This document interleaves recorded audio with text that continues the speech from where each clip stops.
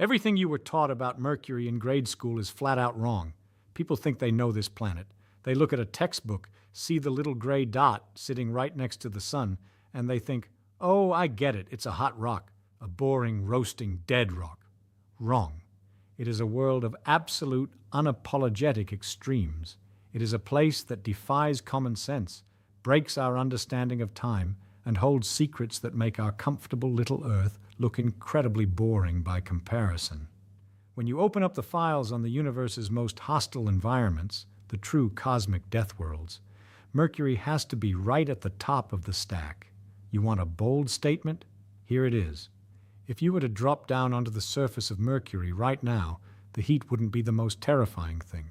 No, the most terrifying thing is that Mercury is a planet having an absolute identity crisis. It's a world where the sun can rise, stop in the middle of the sky, change its mind, go backward, set, and then rise again. It's a world where a single day lasts longer than a year. People ask me, could anything survive there? And I tell them, nature has a much better imagination than we do. But to understand exactly how brutal this place is, you have to throw away everything you think you know about how a planet is supposed to behave. It takes an iron will just to comprehend the physics at play here, let alone imagine stepping foot on it. Are you ready to find out what it actually feels like to stand on the anvil of the sun? Good. Let's figure it out. Let's start with the biggest piece of nonsense floating around out there. The biggest misconception. If I walk into a room and ask 100 people, what's the hottest planet in our solar system? 99 of them are going to shout, Mercury, because it's closest to the sun, right?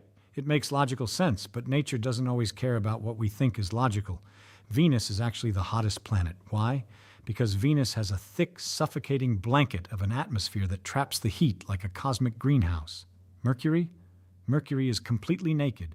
It has almost no atmosphere at all, just a flimsy, pathetic little whisper of gas called an exosphere. It's so thin that the atoms of gas rarely even collide with each other. They just bounce off the surface like rubber balls and get blown away by solar winds almost as fast as they're created.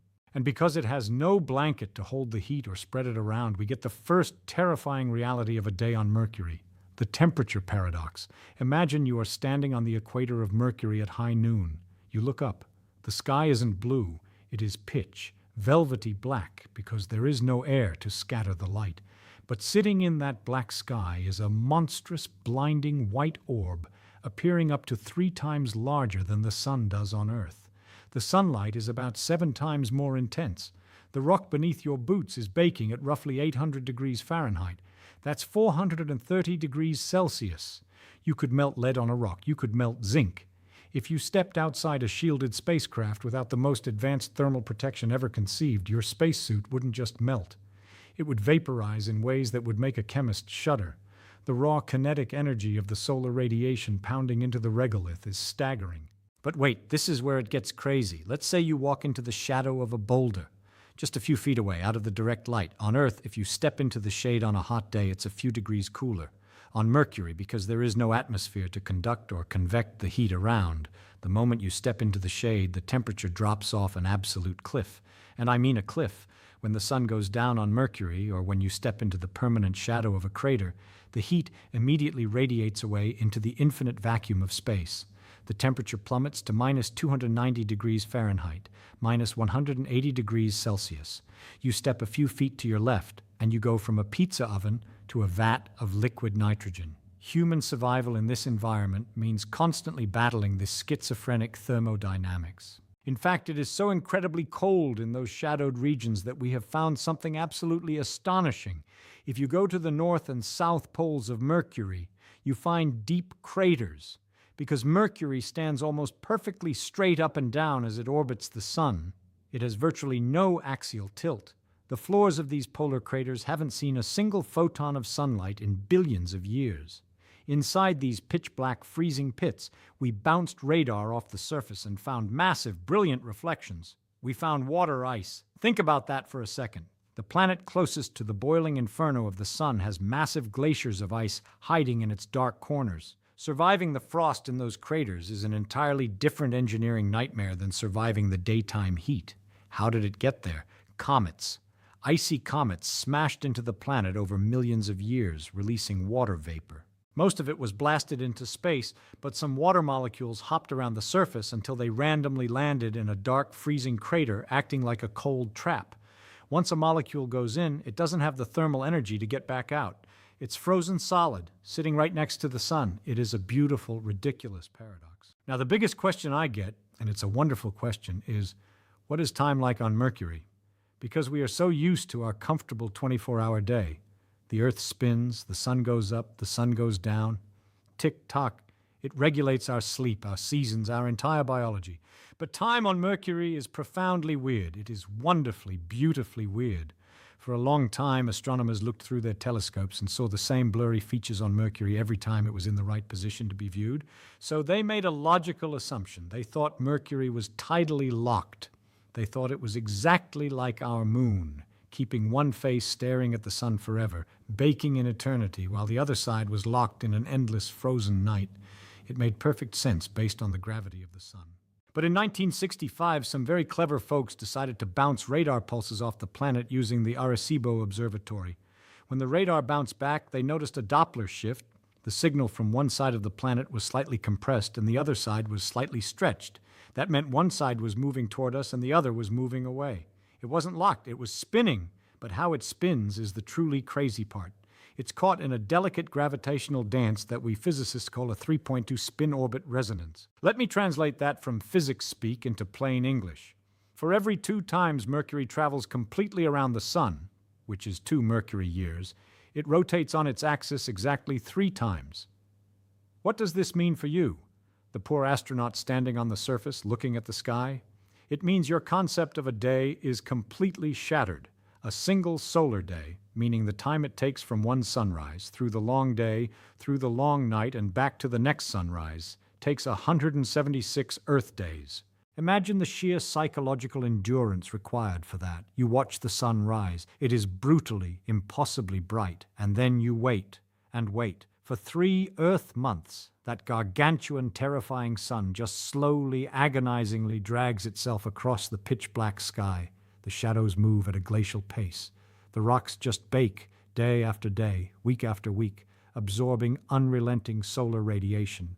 Then, finally, 3 months later, the sun goes down, plunging you into 3 solid months of absolute freezing, bitter darkness. You are living on a world that operates on a completely alien clock. But remember earlier when I said the sun does a little dance? I wasn't joking. Mercury's orbit around the sun is not a nice, neat circle. It is highly elliptical, meaning it's squashed into a long oval shape. Because of Kepler's laws of planetary motion, when Mercury swings in close to the sun, it speeds up, moving faster in its orbit. When it swings further away, it slows down. Now remember that it is also spinning on its axis at a constant rate, but when it gets to the closest point in its orbit, perihelion, its orbital speed actually becomes faster than its rotational speed. If you were standing in just the right spot on the surface, you would witness the most mind-bending sunrise in the universe. You would see this massive sun crest the horizon. Then, as the planet's orbital speed overtakes its spin, the sun would literally stop in the sky. Then it would reverse direction and sink back down below the horizon where it just came from. A few Earth days later, as the planet moves further out and its orbital speed slows back down, the sun would rise again and continue its long, slow march across the sky. You get a double sunrise. And on the other side of the planet, someone else is watching a double sunset. It's like the universe is playing an elaborate optical illusion on you. It completely shatters your biological clock. This brings us to the biggest concern, the thing that makes this a true death world. Let's say you are an eccentric billionaire with an infinite budget, and you decide to build a habitat on Mercury. Let's say you manage to set up a base perfectly on the Terminator line, that sharp twilight zone dividing the boiling day and the freezing night. You put your base on giant treads, and you just constantly drive this rover around the equator, staying in that sweet spot of twilight where the temperature is actually bearable, a mobile survival base constantly outrunning the dawn. It sounds like the greatest science fiction story ever written, right? But you have a massive, invisible problem. And this is the real killer. This is what makes human survival there so precarious: radiation. Earth has a beautiful, strong magnetic field generated by our spinning liquid iron core. It acts like an invisible deflector shield that catches the terrible, high-energy charged particles the sun constantly spits out and funnels them away safely toward the poles, giving us the gorgeous northern lights. It's quite charming. Mercury, surprisingly, also has a magnetic field. We didn't think it should because it's so small that its core should have frozen solid billions of years ago, but it hasn't. It still has a partially liquid core sloshing around, generating a magnetic field. But it's weak. It's only about 1% as strong as Earth's. And because Mercury is sitting right on the sun's doorstep, it doesn't just get a gentle breeze of solar wind. It gets absolutely hammered by a hurricane of plasma. When the sun throws a temper tantrum and unleashes a coronal mass ejection, a massive eruption of highly radioactive plasma, billions of tons of it slam directly into Mercury. The planet's weak magnetic field tries to fight it off. It buckles, it twists, and it compresses under the sheer force of the storm. Sometimes the solar magnetic field lines literally connect directly with Mercury's magnetic field lines in a process called magnetic reconnection. When this happens, it creates what we call flux transfer events. Let's just call them what they are: invisible, magnetic tornadoes made of raw radiation that connect the surface of the sun directly to the surface of Mercury. These tornadoes rip across the landscape, funneling deadly solar plasma straight down into the ground. The radiation scours the surface, physically sputtering atoms off the rocks and kicking them up into the sky, which is actually how that flimsy little exosphere is created. If your mobile base were caught in the path of one of these magnetic tornadoes without several feet of heavy, dense shielding, like lead or thick water jackets, the ambient radiation would spike to lethal levels in seconds. Your DNA would be systematically shredded by heavy ions. It's an invisible executioner. The rocks themselves are baked and scarred by radiation. You are existing in an environment totally exposed to the raw, unfiltered, unpredictable fury of a star. And if the extreme heat, the absolute zero cold, the warped flow of time, and the deadly magnetic radiation tornadoes weren't enough to worry about, the ground beneath your feet is actively trying to destroy itself. The planet is shrinking. Yes, shrinking. Imagine a grape drying out in the sun and turning into a raisin. That is what Mercury is doing. Mercury has an absolutely massive iron core. It makes up about 85% of the planet's entire radius. It's basically a giant iron cannonball with a thin crust of rock painted on the outside. Over the last 4 billion years, that massive iron core has been slowly cooling down and solidifying. And when things cool down, they contract, they take up less space. As the deep interior of the planet shrinks, the rocky crust on the outside has less surface area to rest on. It has to buckle, fold, and collapse inward to fit the new, smaller size of the core. This creates massive geological fault lines called lobat scarps. These aren't just little cracks in the ground. These are towering cliffs of solid rock that tear across the landscape for hundreds of miles. Some of them are over a mile high. And this isn't ancient history.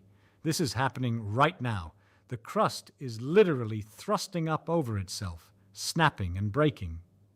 If you were driving your mobile base across the surface, you would experience massive Mercury quakes. The ground would violently shudder as millions of tons of rock are forced upward, rearranging the topography of the planet in real time. It is a tectonically active death world that is slowly, agonizingly crushing itself out of existence. And what exactly is that crust made of? If you look at photos of Mercury, it just looks like a dull gray moon. But if you look closer with the right instruments, you realize the chemistry is totally bizarre. The surface is unusually dark. It reflects very little light. Why? Because it is covered in graphite, pure carbon, pencil lead. When Mercury was first forming, it was a molten ball of magma. But unlike Earth, which had a lot of oxygen and iron mixing around, Mercury formed in a part of the solar nebula that was highly reduced, meaning it had almost no oxygen. Because of this weird chemistry, the iron all sank to the middle to form that giant core, and lighter elements floated to the top. Carbon, which was abundant, didn't bond with oxygen to make carbon dioxide or carbon monoxide. It just stayed carbon. As the magma ocean cooled, the carbon crystallized into graphite and floated to the very surface, creating a sparkling, pitch-black crust of pure graphite hundreds of feet thick. Over billions of years, Meteorite impacts have smashed into this graphite crust, burying it under dirt and churning it up, which gives the planet its dark, smeared appearance today.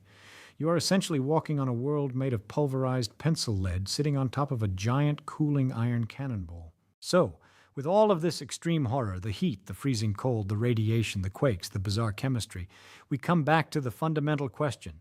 Why do we care? If it's just a shrinking, roasting, freezing radioactive rock, why do we spend billions of dollars sending probes like Messenger and Bepi Colombo to study it? Why does it matter to us sitting comfortably here on Earth? I'll tell you why. Because Mercury is the extreme limit of what is physically possible. It is a testament to the sheer, uncompromising resilience of matter. We are naturally curious creatures. We like to understand how the machinery of the universe operates. And you don't learn how a machine truly works by running it at a comfortable speed in a clean room. You learn how a machine works by pushing it to its absolute breaking point until the gears start to scream. Mercury is the solar system pushed to the breaking point. When you look at Mercury, you aren't just looking at a dead rock. You are looking at the anvil of the solar system, where the fundamental rules of physics, gravity, and thermodynamics are tested with a hammer. We learn how stars interact with planets by watching the sun beat down on Mercury's tiny magnetic field. By understanding how Mercury's core is cooling and shrinking, we learn about the thermal evolution of all rocky planets, including our own. We learn about the violent, chaotic history of our entire solar system by reading the scars, craters, and graphite smears on its surface. Every crater is a fossil of a violent past. It challenges us. It slaps us in the face and tells us that the universe is not made for our comfort. The cosmos is not a gentle, nurturing place. It is made of raw, vibrating, dangerous energy, and it is endlessly, intensely fascinating. The reality of a day on Mercury is terrifying, yes. The mechanics of survival there defy almost everything we know. But the fact that human beings, little bags of water and carbon sitting on a blue marble millions of miles away, can look at that terrifying reality, figure out exactly how it works, and understand the magnificent, brutal clockwork of it all. Well, I think that's pretty wonderful too.